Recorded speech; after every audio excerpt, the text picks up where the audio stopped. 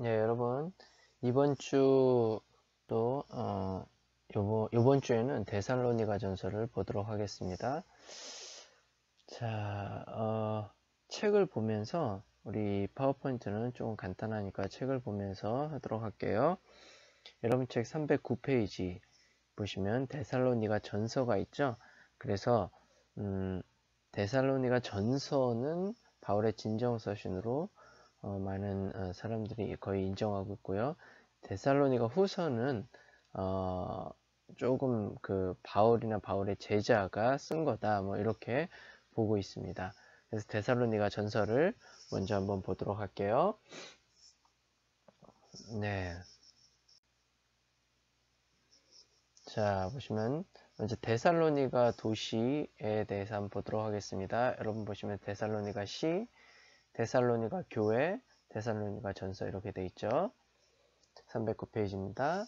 데살로니가는 로마 제국의 동서를 가로지르는 간선도로인 에그나티아 대로변에 놓여 있을 뿐만 아니라 또한 항만이 좋은 항구 도시이기 때문에 마게도니아에서 상업과 교육의 중심지 역할을 하였다. 그래서 데살로니가 도시는 항구 도시이다. 항구 도시가 어떤 도시가 또 있었죠? 고린도가 있었죠.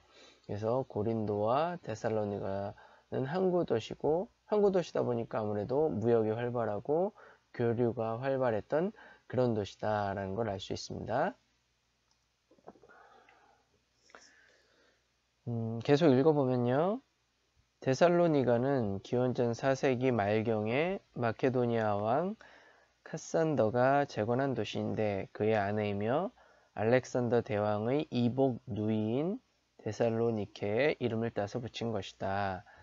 네, 데살로니케의 이름을 따서 데살로니가라고 붙였다. 라는 것, 그 마케도니아 왕이요.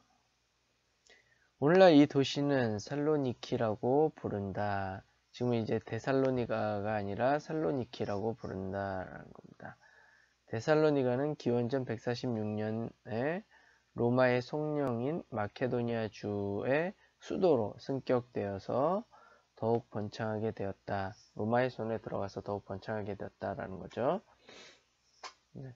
기원전 42년 빌립보 전투 때에 옵타비아누스 안토니우스에게 가담한 공로로 자유시가 되었다. 근데 이제 옵타비아누스와 안토니우스가 서로 연합해서 저, 그 로마 황제에 대항해서 싸우게 되죠. 그때 승리를 합니다. 근데 이제 옥타비아누스, 안토니우스 편에 서게 된 거죠. 예. 그래서 이제 자유시로 승격이 되었다라는 것. 시민은 마케도니아 원주민 외에 상당수의 그리스 사람과 로마 사람들로 구성되었다. 그래서 이렇게 하고요. 그리스 사람과 로마 사람으로 구성되었다. 시민들의 그 구성 비율이요. 하지만 뭐 디아스포라 유대인들이 그때도 있었으니까 사도행전의 보도에 따르면 바울이 전도 활동을 할 시기에 유대인 회당이 거기 있었다라는 걸 알 수 있습니다. 그래서 사도행전 17장 2절을 보면 데살로니가에 이르니 거기 유대인의 회당이 있는지라 이런 표현이 나오죠. 그런 걸로 미뤄보아서 바울이 이제 전도 활동을 다닐 당시 데살로니가에 유대인 회당이 있었다라는 걸 알 수 있고요. 거기 또 유대인의 회당이 있고 아무래도 또 항구 도시고 그러다 보니까 바울이 글로 가서 복음을 전하게 된 거죠. 바울은 이제 어딜로 가든 대부분 이제 주로 이제 사람이 많은 도시, 예, 뭐 길도 잘 닦여 있고 백길도 있고 그런 도시로 먼저 가서 그 도시에 있는 유대인 회당에 들어가서 복음을 전하고 유대인들이 받아들이지 않을 때 이방인들에게 전했다라는 걸 그 전에 말씀드렸죠. 자, 그 다음에 바울의 제2차 전도 여행의 출발지는 시리아의 안디옥이었다. 바울이 유럽 지역인 마케도니아 지방에 건너오기 전까지 오늘의 소아시아 지역에서 거둔 전도의 성과에 대해서는 그 자신은 물론이요, 사도행전 저자도 아무런 보도를 하지 않는다. 제2차 전도활동의 열매가 처음으로 맺힌 곳은 마케도니아의 빌립보이다. 바울과 실루아노와 디모데는 빌립보에 이르러 복음을 전하고 교회를 세웠다. 그래서 사도행전 16장 12절에 보면 빌립보에 이르니 그런 표현이 있고요. 네, 거기서 복음을 전하고 교회를 세웠다라는 걸 알 수 있습니다. 그들은 거기서 박해를 피하여 서쪽으로 약 150km 떨어져 있는 데살로니가로 가서 복음을 전하고 교회를 세우게 되었다. 그러니까 이제 거기서 좀 바울 같은 경우는 어느 한 곳에 정착해서 박해를 받지 않고 뭐 한다 그러면 좀 2년이든 3년이든 거기서 이제 복음을 전하고 교회를 세우고 교회를 어느 정도 양육하는데, 만약에 어떤 사정이 있다, 박해가 있다, 그러면 이제 다른 곳으로 가서 또 복음을 전하는 거죠. 이런 경우가 그런 경우였다. 네. 하나님의 섭리죠. 데살로니가로 가서 복음을 전해라 라는 하나님의 뜻이자 또 거기 가서 교회를 세우라는 하나님의 뜻으로, 그러니까 우리의 삶 속에서 바울도 그렇고 마찬가지로 우리의 삶 속에서 어떤 어려움이나 환란이나 우리가 자리를 옮긴다거나 무엇을 한다든지 이런 것들이 크게 보면 하나님의 손 안에서 하나님의 뜻 안에서 이루어지고 있다. 그러니까 어때요? 모든 것을 하나님께 맡겨야 되고 어떤 일이 일어난다 할지라도 하나님의 뜻을 깊이 헤아리고 우리는 감사해야 된다라는 거죠. 자, 네, 요 시민이 전적으로 대부분 이방이었다라는 사실을 알 수 있는데요. 그 309페이지 맨 마지막 단락을 한번 읽어보도록 하겠습니다. 데살로니가에서 그들이 어떻게 전도 활동을 벌였는지에 대해서는 데살로니가 전서와 사도행전이 서로 다르게 보도한다. 사도행전은 바울의 안식일에 거기 있는 유대인 회당을 찾아가서 복음을 전했다고 했다. 그러나 데살로니가 전서에서는 데살로니가에 유대인 회당이 있었다거나 바울이 처음 유대인 사람이나 경건한 사람을 상대로 복음을 전했다는 아무런 언급이나 암시도 없다. 그러니까 이런 부분이 사도행전하고 바울의 서신인 데살로니가하고 좀 다른 부분인데, 뭐 데살로니가서에서 그런 얘기가 없다고 해서 그렇지 않다라고는 말할 수 없죠. 반대로 뭐 사도행전에서 꼭 그런 말을 한다고 해서 바울이 그랬다고 말할 수는 없습니다. 이 사도행전의 저자는 누가이기 때문에 바울의 어떤 행적을 누가복음, 누가행전의 큰 틀 안에서 썼으니까요. 그러나 우리가 어느 정도 이제 사도행전의 보도나 내용을 신뢰할 수 있는 부분들이 상당히 많습니다. 자, 그런 점에서 계속 읽어보면요. 데살로니가 교회의 구성원들이 과거에 우상 숭배자였다라는 사실, 데살로니가전서 1장 9절을 한번 볼까요? 그들이 우리에 대하여 스스로 말하기를 우리가 어떻게 너희 가운데 들어갔는지와 너희가 어떻게 우상을 버리고 하나님께로 돌아와서 살아계시고 참되신 하나님을 섬기는지와 또 죽은 자들 가운데서 살리신 그의 아들이 하늘로부터 강림하실 것을 너희가 어떻게 기다리는지를 말하니 이는 장래의 노하심에서 우리를 건지시는 예수니라. 그러니까 이런 부분에서 데살로니가전서 1장 9절부터 10절 이 부분에서 데살로니가 교회의 교인들이 이전에 이방인이었을 때 어떠했는지를 알 수 있는 거죠. 어떻게 우상을 버리고 우상을 섬겼다라는 거죠. 예, 살아계시고 참되신 하나님을 섬기는지, 그전엔 그렇지 않았는데 이제는 우상을 버리고 어떻게 이렇게 하는지, 예, 그런 부분을 얘기하는 거죠. 그게 다 예수님의 덕분이다. 예, 이런 것을 볼 때 데살로니가 교인들이 정말 전적으로 이방인들이었다라는 걸 알 수 있는 부분입니다. 사도행전은 310페이지로 가셔서 첫 번째 줄, 사도행전은 바울이 새 안식일에 걸쳐서 유대인 회당에서 성서를 가지고 토론을 했다고 한다. 네. 그 다음 보시면 그 다음 단락 두 번째 줄, 바울과 그 일행은 데살로니가 사람들에게 경제적인 폐를 끼치지 않으려고 밤낮으로 일하면서 복음을 전했다. 그래서 데살로니가전서 2장 9절을 한번 보면요. 형제들아 우리의 수고와 애쓴 것을 너희가 기억하리니 너희 아무에게도 폐를 끼치지 아니하려고 밤낮으로 일하면서 너희에게 하나님의 복음을 전하였노라. 바울이 일하면서 특히 천막을 만들었다 그랬죠. 그걸 하면서 복음을 전했다. 자비량 선교를 했다라는 걸 알 수 있습니다. 그래서 지금도 이제 목회 패러다임이 변하고 있기 때문에 자비량 목회를 하는 그러한 목사님들이 많이 있습니다. 뭐 인테리어를 한다든가 아니면은 가게를 내서 자기가 하면서 또 이제 목회를 한다든가 커피숍을 하면서 목회를 한다든가 그러한 목사님들이 많이 있습니다. 바울이 먼저 그랬고요. 또 어쩌면 우리 시대에는 이러한 목회의 형태를 띠게 될지도 모르겠어요. 물론 뭐 이제 교회가 좀 커서 교인들도 좀 있고 그래서 어느 정도 교역자의 그 생활을 다 뒷받침해 줄 수 있고 그래서 교역자가 온전히 교인들을 위해서 교회를 위해서 일할 수 있다면 좋겠지만 그렇지 않은 부분도 있거든요. 그래서 장단점은 다 있습니다. 장단점은 다 있지만 아마 우리 시대에는 좀 자비량 목회 쪽으로 이게 목회 패러다임이 좀 변하지 않을까 그렇게 예상을 합니다.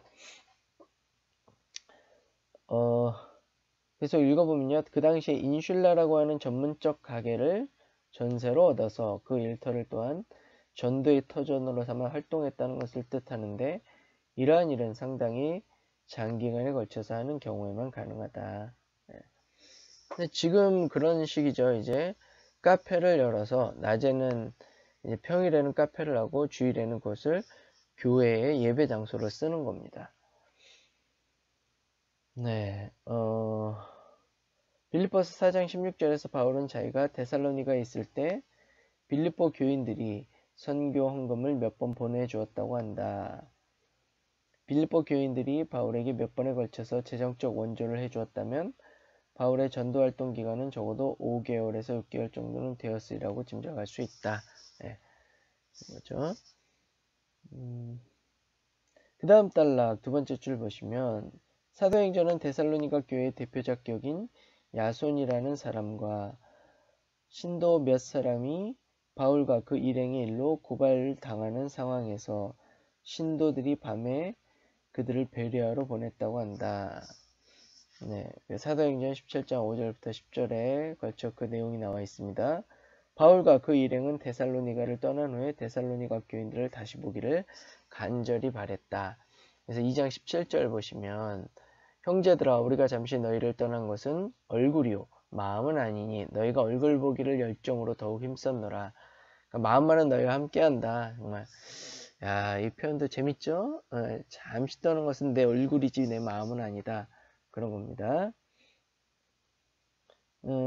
그들은 여러 번 그들에게로 가기로 시도했고 특히 바울은 한두 번 가려고 기도하였으나 사탄의 방해로 뜻을 이루지 못했다. 그렇게 얘기하고 있죠.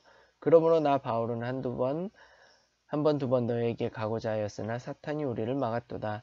우리의 소망이나 기쁨이나 자랑의 면류관이 무엇이냐? 그가 강림하실 때 우리 주 예수 앞에 너희가 아니냐? 그럽니다. 너희는 우리의 영광이요 기쁨이니라. 이게 이 바울이 교회를 세우고 그 교회 교인들이 바로 내 영광이요 내 기쁨이다. 내 자랑이다. 이렇게 말할 수 있다는 건 참 대단한 겁니다.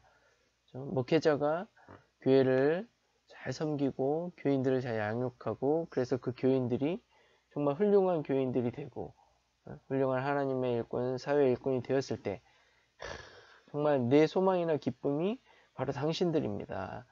당신들이 내 영광이요 기쁨이다. 이렇게 말할 수 있다면 그 목회는 정말 성공한 목회다라는 겁니다. 바울이 그런 거죠. 뭐 말씀드렸고요. 자, 그러면은 이제 데살로니가 전서의 구조를 한번 보겠습니다. 내용과 구조. 여러분 책 311페이지죠. 데살로니가 전서가 5장으로 구성되어 있고 그 내용 좀 뭐 이제 편지니까 서두 있고 인사말 있고 약간 서론이 있겠죠. 그 다음에 이제 데살로니가 교회의 전적인 어떤 그 문제들, 또 데살로니가 교회 교인들이 궁금해하는 점들, 그런 것들을 적고 끝부분 인사말, 안부 이런 걸로 끝맺게 됩니다. 그래서 그 311페이지 네모박스 보시면 데살로니가전서의 서두 1장 1절 발신자, 수신자, 인사말 뭐 이런 게 있다라는 걸 알 수 있죠. 발신자는 누구고 수신자는 누구다 뭐 보시면 되고 한번 312페이지로 넘어가셔서 거기 네모박스를 한번 보세요. 나머지는 여러분이 한번 읽어보시면 됩니다. 네모박스 몸통의 부분, 몸통의 구조 보면 첫 번째 부분 1장 2절부터 3장 13절 과거를 상기하면서 감사와 칭찬을 한다. 그래서 선, 감사 표시 있죠. 바울과 그 일행이 데살로니가에서 보여준 장한 삶의 모습이 있습니다. 복음의 수용에 대한 감사, 디모데의 심부름, 기원 이렇게 되어 있고요. 둘째 부분 4장 1절부터 5장 22절 윤리적 권면과 교리적 가르침. 그래서 윤리적 훈계와 권면, 종말에 대한 가르침과 윤리적 훈계, 교회 생활과 관련된 권면 이렇게 나오고 있죠. 자, 그럼 한번 볼게요. 그 밑에 줄 데살로니가 전서 1장부터 1장 9절부터 10절은 바울이 이방 사람들에게 행한 전도 설교의 내용이 무엇이었는지를 알려주는 귀중한 자료다. 네. 1장 뭐 8절까지는 이제 쭉 약간의 인사말 서두입니다. 그래서 1장 3절 보면 너희의 믿음의 역사와 사랑의 수고와 우리 주 예수 그리스도에 대한 소망의 인내를 우리가 하나님 아버지 앞에서 끊임없이 기억한다. 그래서 데살로니가 교회 교인들의 믿음이 참 본을 보이고 있다. 그런 인사말과 함께 서두를 얘기하고 있죠. 그 다음에 이제 1장 9절부터 10절은 우리가 읽었던 거고요. 정말 그들이 어떠했는지 이방인의 모습으로 우상을 섬기면서 어떤 삶을 살았는지를 회상하는 겁니다. 그런 너희가 하나님을 믿게 됐다. 예수 그리스도의 제자들이 되었다라는 거죠. 그래서 그 첫째 내용이 첫째 항목은 우상을 버리고 하나님께로 돌아와 그분을 살아계시고 참되신 하나님으로 섬기는 것. 이게 바로 바울이 전한 복음의 내용 중에 한 부분이다. 그런 걸 알 수 있는 거죠. 이 데살로니가전서 1장 9절부터 10절을 통해서 먼저 우상을 버려라. 그냥 여러 동물을 섬기고 동물의 형상을 만들어 섬기고 그런 것들을 다 버리고 온전히 살아계신 하나님을 예수 그리스도를 통해 당신을 계시하신 하나님을 믿는다라는 겁니다. 그리고 그분이 정말 살아계시고 참되신 온 우주의 창조자 하나님이다. 그런 걸 믿는 것이라는 거예요. 자, 그 다음에 두 번째 항목은 뭐냐? 하나님께서 죽은 사람들 가운데서 살리신 그 아들 예수가 장차 닥쳐올 진노에서 그들을 건져주실 분으로 믿고 하늘로부터 내려오시기를 기다리는 것이었다. 이게 이제 그 종말 사상이죠. 네. 여기서 이제 바울이 전한 복음의 일부분 내용을 알 수 있다. 그 이제 종말 사상도 포함되어 있다라는 겁니다. 313페이지 그 두 번째 줄을 보시면 둘째 항목은 바울의 설교 내용이 임박한 묵시문학적 종말론 사상의 기조를 이루고 있었음을 말해준다. 그래서 바울 서신 중 데살로니가 전서가 가장 종말론적 분위기를 많이 담고 있다. 그걸 알 수 있죠.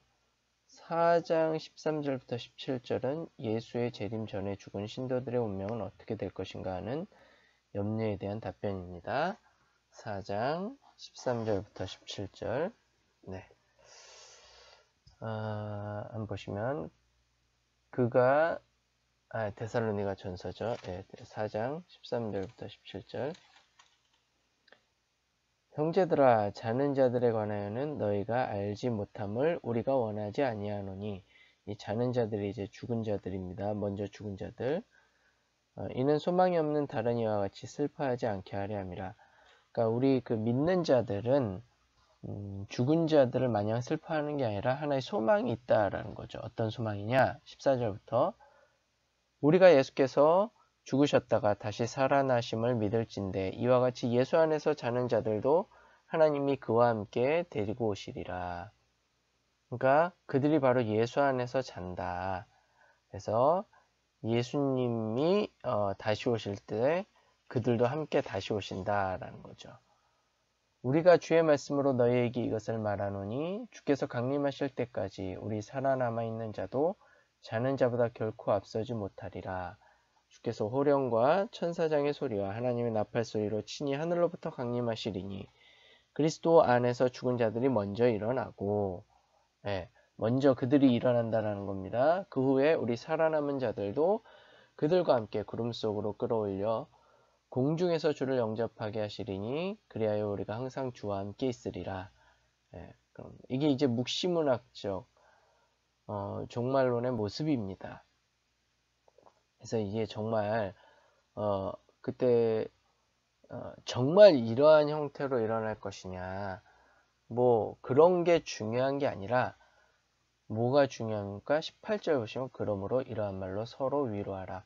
우리의 소망은 뭐 이러한 형태로 우리가 부활하든 저런 형태로 부활하든 우리가 이렇게 다시 만나든 저렇게 다시 만나든 그게 이때인지 저때인지 모른다 할지라도 어쨌든 죽음은 우리를 하나님과 우리 사이 인간들의 사이 믿는 자들의 사이를 갈라놓지 못하고 결국은 그 죽음의 권세를 이기고 우리가 그리스도 예수 안에서 다 같이 만나고 부활할 것이다. 이러한 말로 서로 위로하라. 소망을 가지라. 슬퍼하지 말라. 그겁니다. 그게 중요한 겁니다. 그러니까 묵시문학의 또 신약 성서의 종말론에 관련된 모든 권면이 바로 여기에 목적을 두고 있다라는 거죠.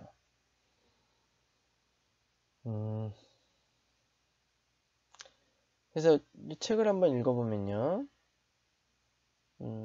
313페이지 둘레 다섯 번째 줄 데살로니가 사람들은 그들이 살아있을 때에 예수의 재림을 경험할 것을 고대했는데 그들 가운데 죽는 사람들이 생기는 것을 보고 이 사람들의 운명은 어떻게 될 것인가 하는 문제로 고민하였을 것이다. 그들이 디모데를 통하여 바울에게 이 문제에 대하여 질문을 제기했거나 디모데가 그들의 고민을 바울에게 전해 주었을 것이다. 아무래도 그랬겠죠. 그래서 이제 바울이 데살로니가 전서를 쓰면서 말해주는 겁니다. 바울은 그리스도 안에서 죽은 사람들이 재림 때에 먼저 부활하여 예수와 함께 올 것이며 살아남은 사람들이 그들과 함께 구름 속으로 이끌려 올라가 공중에서 주님을 영접할 것이다. 겁니다. 5장 1절부터 11절 5장 1절 볼까요? 형제들아 때와 시기에 관하여는 너에게 쓸 것이 없다. 주의 날이 밤에 도둑같이 이른다. 그러니까 이 종말론과 관련된 모든 것이 그렇다라는 거예요. 어떤 때와 시기, 그 다음에 어떤 형태로 또 어떻게 굉장히 구체적으로 그러면은 어떤 식으로 일어날 것인가 이런 것들은 다 하나님께 달려있다라는 거예요. 우리는 모른다. 다만 하나님이 우리를 이렇게 신원하여 주실 것이다. 이러한 말로 서로 위로하고 희망을 잃지 말고 끝까지 하나님을 믿으며 예수님의 말씀을 따라 살아라. 그런 겁니다. 네. 그래서 재림은 밤의 도둑처럼 불시에 닥칠 것이고 늘 깨어있는 삶을 살라라고 그렇게 권면하고 있는 거죠.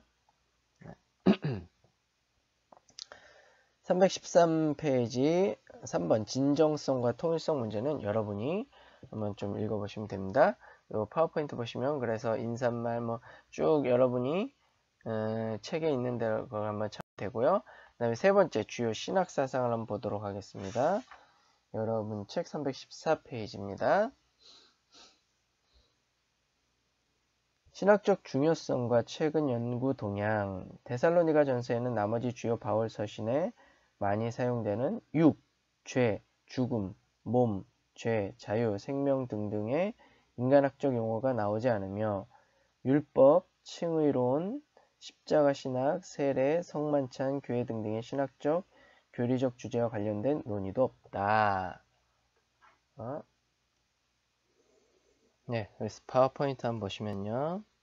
초대교회 종말 사상이 잘 나타나 있습니다. 데살로니가 전서에는 아까 보았던 것처럼 초대 그리스도 교와 초기 바울의 종말 사상이 어떠했으며 이방 사람에게 전한 전도 설교의 내용이 어떠했는지에 대한 귀중한 자료가 내포되어 있다. 네. 우리나라에서 한때 일부 광신적인 그리스도인들이 일으킨 이른바 휴거설 소동은 데살로니가전서 4장 17절을 그릇 적용한 데서 기인한 것이다. 그러니까 4장 17절 아까 읽었죠? 공중에서 주를 영접한다. 그래서 쫙 들어올라가서 이 휴거설 그런 겁니다. 그래서 우리가 이제 신학을 제대로 공부하지 못하면 그런 거에 넘어갈 수도 있고 또 교회가 이런 신학자들과의 긴밀한 학문적 실천적 관계를 유지해야 하는 이유도 바로 여기에 있는 거죠. 이러한 그 묵시 문학에 기초한 종말 사상, 신약 성경에 나타나 있는 그것을 잘못 이해하면 이렇게 광신적인 어떤 휴거설, 종말 사상을 갖게 된다라는 거예요. 그리고 때와 기한은 언제인지 모르는데 그래도 예상할 수 있다 그래갖고 무리하게 성경을 짜맞춰서 몇 년도다 또 심지어는 뭐 몇 월 며칠이다 이렇게까지 하는 그러한 어리석음을 범하지 않게 되는 겁니다. 자, 그런 거고 있고요. 또 바울 사상에 대한 종교사학적, 문화사적 비교 연구를 우리가 데살로니가 전서를 통해서 볼 수 있다는 겁니다. 314페이지 맨 마지막 단락 한번 보시면 특히 1980년대 이래로 데살로니가 전서에 나타난 바울의 전도 활동에 대한 사회사적 탐구와 바울 사상에 대한 종교사학적 또는 문화사학적 비교 연구가 활발히 수행되고 있다. 말허브는 2장 1절부터 12절에 바울의 자기 묘사와 4장 1절부터 12절의 훈계를 그 당시에 철학적 윤리교사들의 역할에 비추어 해명한다. 돈 프리드는 4장 1절부터 9절의 성도덕에 관한 논의를 그 당시 디오니수스와 카비루스 제의와 비교하여 해석하며 4장 13절부터 18절의 특이한 종말 사상을 시민적 제2문화와 관련시켜 해석한다. 네. 뭐 이러한 여러 가지 어떤 종교사학적, 문화사학적 비교 연구가 활발히 수행되고 있다라는 겁니다.